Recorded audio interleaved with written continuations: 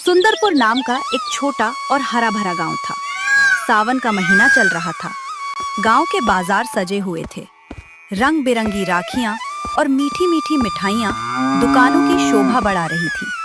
लेकिन इस उल्लास के बीच गांव के एक कोने में स्थित एक छोटी सी झुग्गी झोपड़ी में चिंता का माहौल था। ये घर था मंगत राम का। मंगत राम एक बेहद गरीब लेकिन स्वाभिमानी इंसान था। वो रोज ठेले पर कभी मौसमी फल तो कभी सब्जियां बेचकर अपने परिवार का पेट पालता था। इस बार उसने सोचा था कि रक्षाबंधन के मौके पर वह राखी बेचेगा ताकि कुछ अतिरिक्त कमाई हो सके और वह अपने बेटे मुन्ना के स्कूल की फीस भर सके। राधा, इस बार सावन तो आ गया, लेकिन हमारे घर की तंगी दूर होने का नाम नहीं ले रही। मुन्ना के स्कूल के मास्टर जी ने कहा है कि अगर इस महीने फीस जमा नहीं हुई तो उसका नाम स्कूल से काट दिया जाएगा। समझ नहीं आता क्या करूं। आप हिम्मत मत हारिए, भगवान कोई ना कोई रास्ता जरूर दिखाएगा। आपकी मेहनत कभी बेकार नहीं जाएगी। आपने जो सोच रखा है वही कीजिए। मैंने सोचा है कि इस बार रक्षाबंधन पर मैं ठेले पर राखियां बेचूंगा। शहर के थोक बाजार से कुछ अच्छी और सस्ती राखियां ले आता हूँ। गांव में बहुत से लोग हैं, राखियां तो बिक ही जाएंगी। हाँ बापू, आप मेरे लिए राखियाँ लाना। मैं भी आपके साथ ठेले पर चलूंगा और जोर जोर से आवाज लगाकर सबको बुलाऊंगा। राखी ले लो, भाई के लिए सुंदर राखी ले लो। मेरा प्यारा बेटा, तू बस मन लगाकर पढ़ाई कर। तेरी फीस का इंतजाम तेरा बापू कैसे भी करेगा। कल सुबह ही मैं शहर जाकर राखियां ले आता हूँ। मेरे पास मेरी शादी के समय के कुछ बचे हुए 500 रुपए हैं। मैंने इन्हें बुरे वक्त के लिए छुपा कर रखा था। आप ये ले लीजिए और शहर जाकर अच्छी राखियां ले आइए। राधा, तुम सचमुच इस घर की लक्ष्मी हो। मैं वादा करता हूँ, इस बार रक्षाबंधन पर हमारे घर में भी खुशियाँ आएंगी। अगली सुबह सूरज की पहली किरण के साथ ही मंगत राम शहर के थोक बाजार के लिए निकल पड़ा। वहां उसने मोल भाव करके 500 रुपए में बहुत ही सुंदर, चमकीली और रेशमी राखियां खरीदी। कुछ बच्चों के लिए कार्टून वाली राखियां थीं, तो कुछ बड़ों के लिए साधारण और सुंदर धागे। मंगत राम का दिल उम्मीदों से भरा हुआ था। अगले दिन उसने अपनी पुरानी लकड़ी की ठेली को उन राखियों से सजा दिया था। उसकी ठेली सचमुच बहुत सुंदर लग रही थी। आइए माताओं बहनों, अपने प्यारे भाइयों के लिए रेशम के धागे वाली सुंदर राखियां ले जाइए। बच्चों के लिए बाल गणेश और छोटा भीम वाली राखियां। आइए राखी ले जाइए। दोपहर हो चुकी थी। बाजार में भीड़ बढ़ने लगी थी। लोग आ रहे थे और जा रहे थे, लेकिन मंगत राम के ठेले के पास कोई नहीं रुक रहा था। सभी लोग लाला धनीराम की बड़ी दुकान की तरफ जा रहे थे। लाला धनीराम की दुकान पर चकाचौंध थी। लाला धनीराम अपने गद्दी पर बैठा हुआ मंगत राम को देखकर मुस्कुरा रहा था और उसका मजाक उड़ा रहा था। अरे ओ मंगत, इस फटेहाल ठेले पर राखियां सजाकर बैठ गया है। लोग मेरी दुकान से चांदी के वर्क वाली मिठाई और रेशमी राखियां खरीद रहे हैं। तेरे इस धूल भरे ठेले से कौन राखी खरीदेगा? यहाँ से हट जा। मेरी दुकान के सामने भीड़ मत कर। लाला जी, आप तो बड़े व्यापारी हैं, आपकी बराबरी मैं कहाँ कर सकता हूँ। लेकिन भगवान ने यह बाजार सबके लिए बनाया है। 2 पैसे मैं भी कमा लूंगा तो मेरे बच्चे का पेट भर जाएगा। कृपया मुझे यहाँ बैठने दीजिए। पेट भरना है तो मजदूरी कर। ये व्यापार करना तेरे बस की बात नहीं है। देख लेना, एक भी राखी नहीं बिकेगी तेरी। शाम को इन्हें समेट कर रोते हुए घर जाएगा। धनीराम, धन का इतना घमंड अच्छा नहीं होता। गरीब की हाय बहुत बुरी होती है। मंगत मेहनत कर रहा है, उसे करने दो। अरे जाओ जाओ काका, अपना काम करो, मुझे मत सिखाओ। यहाँ जो खरीदेगा वो अमीर की दुकान से खरीदेगा, इस गरीब के ठेले से नहीं। शाम ढल चुकी थी। मंगत राम का गला चिल्लाते चिल्लाते सूख चुका था, लेकिन उसके पूरे दिन की कमाई सिर्फ 10 रुपए थी। इसके अलावा किसी ने उसकी तरफ देखा तक नहीं। लोग लाला धनीराम की दुकान से राखियां भी खरीद रहे थे और महंगी मिठाइयां भी।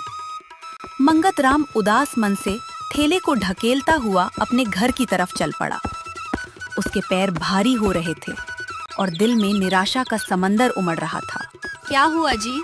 आज बहुत थक गए हैं आप। कितनी राखियां बिकी? सिर्फ एक राखी बिकी राधा, सिर्फ 10 रुपए। पूरा दिन चिल्लाया लेकिन कोई मेरे ठेले के पास नहीं आया। सब लाला धनीराम की बड़ी दुकान पर जा रहे हैं। लोग सोचते हैं कि गरीब के ठेले का सामान भी खराब होता है। बापू, आप उदास मत हो, कल मैं भी आपके साथ चलूंगा। हम दोनों मिलकर आवाज लगाएंगे तो सब लोग आएंगे। नहीं मुन्ना, बात आवाज लगाने की नहीं है। लोग जहाँ से राखी खरीदते हैं वहीं से मिठाई भी खरीद लेते हैं ताकि उन्हें दो जगह न भटकना पड़े। लाला की दुकान पर राखी और मिठाई दोनों साथ मिलती हैं। मेरे पास सिर्फ राखियां हैं। अगर मैं मिठाई रखने जाऊं तो मिठाई के लिए मेरे पास पैसे नहीं हैं। अजी, एक बात कहूँ, अगर समस्या मिठाई की है तो इसका हल हमारे घर में ही है। घर में हमारे पास मिठाई कहाँ है राधा? आप भूल गए? मेरी माँ ने मुझे शुद्ध देसी घी के लड्डू और पेड़े बनाने की जो कला सिखाई थी वो आज भी मेरे हाथों में है। हमारे घर में थोड़ा बेसन, चीनी और सूजी रखी है। मैं रात भर जागकर अपने हाथों से शुद्ध और स्वादिष्ट मिठाइयाँ बना दूंगी। हम छोटे छोटे कागज के डिब्बे बना लेंगे। लेकिन राधा, लोग हमारी मिठाई क्यों खरीदेंगे जब बाजार में लाला की बड़ी दुकान है? हम उसे बेचेंगे नहीं, हम एक नया उपाय करेंगे। जो भी हमारे ठेले से 5 राखियाँ खरीदेगा या 50 रुपए की राखी खरीदेगा, हम उसे राखी के साथ मिठाई का डिब्बा बिल्कुल मुफ्त देंगे। वाह माँ, ये तो बहुत अच्छा विचार है। फ्री का नाम सुनकर तो सब दौड़े चले आएंगे। लेकिन राधा, अगर हम मिठाई मुफ्त में देंगे तो हमें फायदा कैसे होगा? राखियां तो हमने पहले ही 500 रुपए में खरीदी हैं। अगर मिठाई की लागत जोड़ेंगे तो हम घाटे में चले जाएंगे। आप चिंता मत कीजिए, मिठाइयों में जो चीजें लगेंगी वो हमारे घर के राशन से आ जाएंगी। और वैसे भी अगर राखियां बिकी ही नहीं तो हमारा पूरा 500 रुपया डूब जाएगा। इस तरह कम से कम हमारी राखियां तो बिक जाएंगी और लागत वापस आ जाएगी।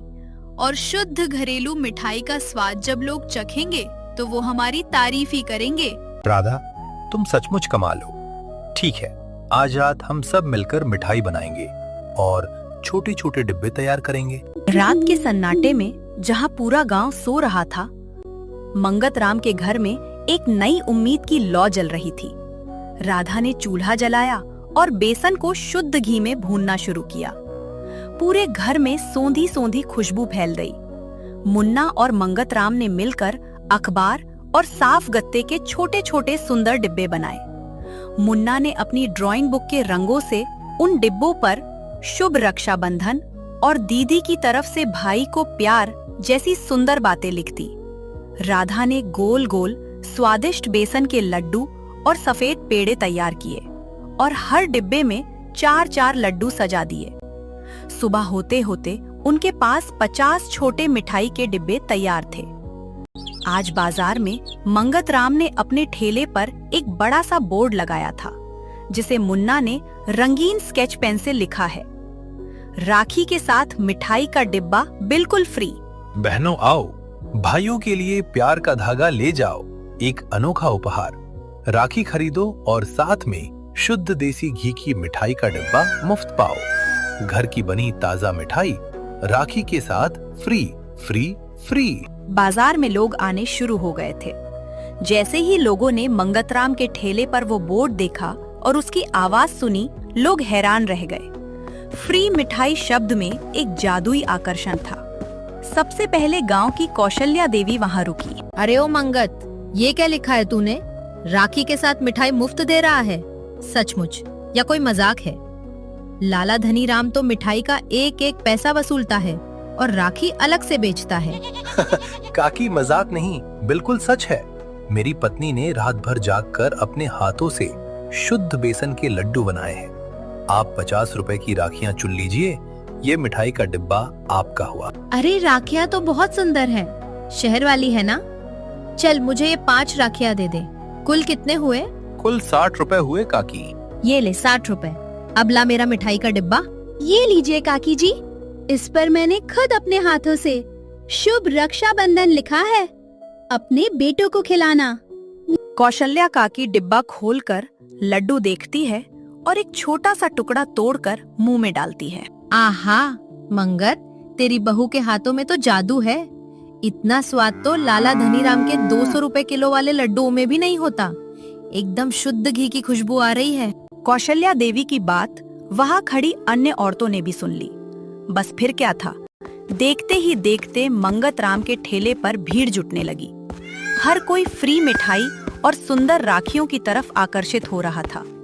जहां एक तरफ मंगत राम के ठेले पर मेला लगा हुआ था, वहीं दूसरी तरफ लाला धनी राम की आलीशान दुकान सूनी पड़ी थी। लाला के नौकर मक्खियां उड़ा रहे थे। लाला धनी राम गद्दी पर बैठा गुस्से से लाल पीला हो रहा था। वह समझ नहीं पा रहा था कि एक गरीब रेहड़ी वाले ने उसका पूरा धंधा कैसे चौपट कर दिया।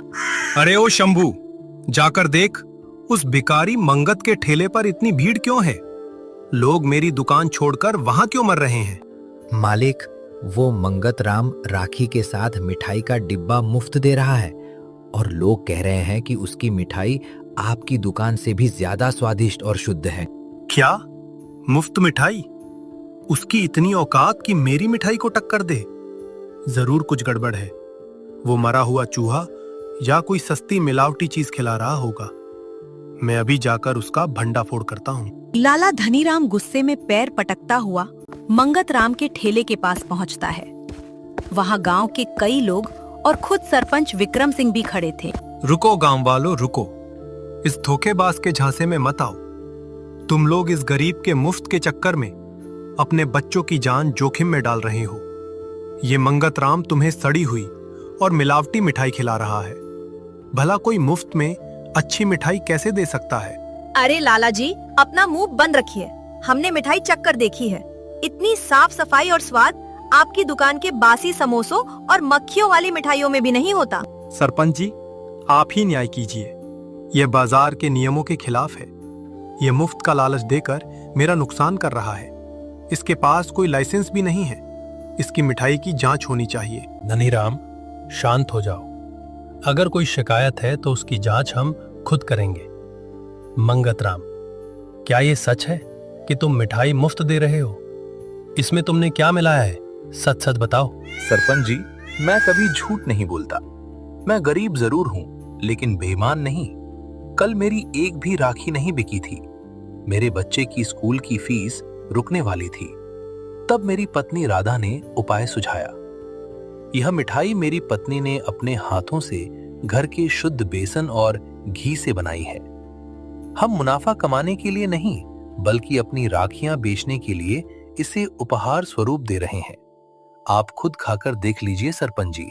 मंगत राम सम्मान पूर्वक एक डिब्बा सरपंच जी की तरफ बढ़ाता है। सरपंच जी एक लड्डू उठाते हैं और खाते हैं। उनके चेहरे पर संतुष्टि के भाव आ जाते हैं। वाह मंगत, लाजवाब। धनीराम, तुम्हारी दुकान की मिठाई इसके सामने कुछ भी नहीं है। इसमें सिर्फ घी और बेसन नहीं, बल्कि एक गरीब की ईमानदारी और उसकी पत्नी का सत्कार भी मिला हुआ है। मंगत कोई अपराध नहीं कर रहा है, वो अपनी मेहनत से व्यापार कर रहा है। देखा लाला जी, आ गए ऊंट पहाड़ के नीचे। धन का घमंड चूर चूर हो गया ना। गरीब की बुद्धि के आगे तुम्हारा सारा पैसा धरा का धरा रह गया। लाला धनीराम अपना सा मुंह लेकर वापस अपनी दुकान में चला गया। गांव वाले मंगत राम की तारीफ करते नहीं थक रहे थे। दोपहर के समय बाजार में एक शानदार कार आकर रुकी।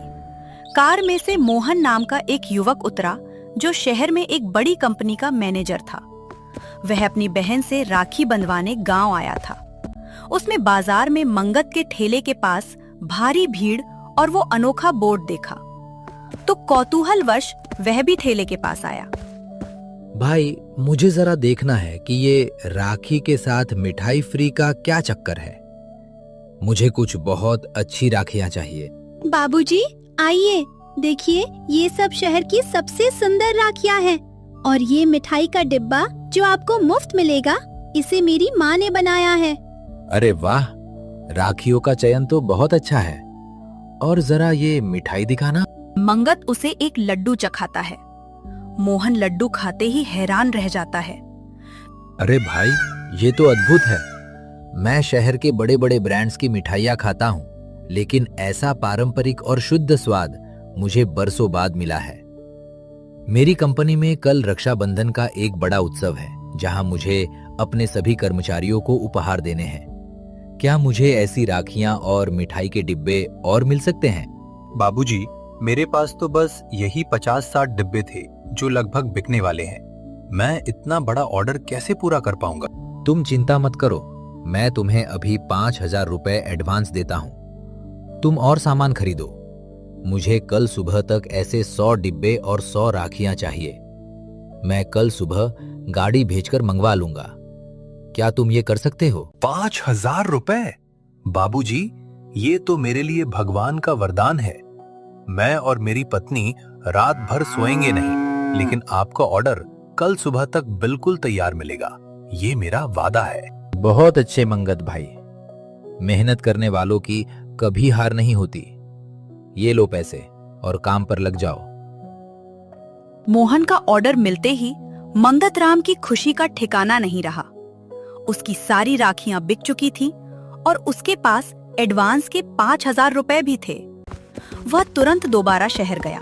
भारी मात्रा में बेसन, चीनी, घी और सुंदर राखियां खरीद लाया।